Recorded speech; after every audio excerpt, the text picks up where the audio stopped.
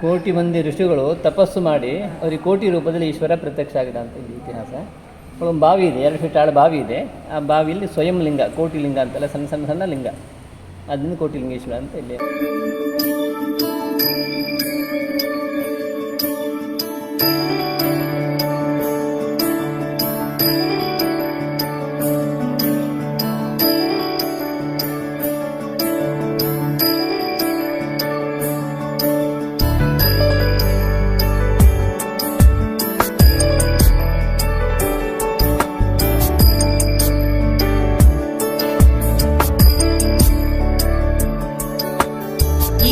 गिरीश नरेश परेश महेश विलेशय भूषण भो साम्ब सदा शिव शम्भो शङ्कर शरणं मे तव चरणयुगम्।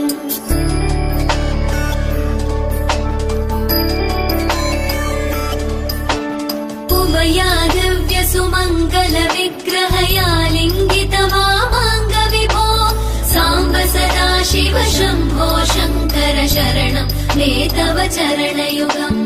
दूरीकुरु मामज्ञमनाथं दूरीकुरु मे दुरितं भो साम्ब सदा शिव शम्भो शङ्कर शरणं मे तव चरणयुगम्। शिवाय नमः शिवाय नमः शिवाय नमः नमः शिवाय शिवाय नमः शिवाय नमः शिवाय नमः नमः शिवाय।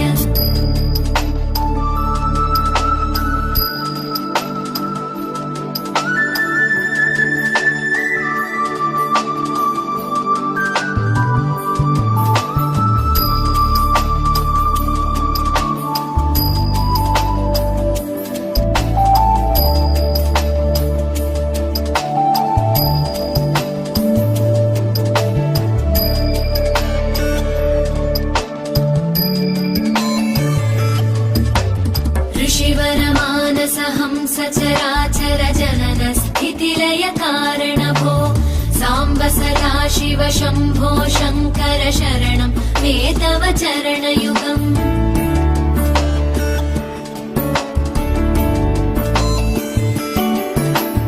अन्तःकरण विशुद्धिं भक्तिं च त्वयि सतीं प्रदेहि विभो साम्ब सदा शिव शम्भो शङ्कर शरणं मे तव चरणयुगम्।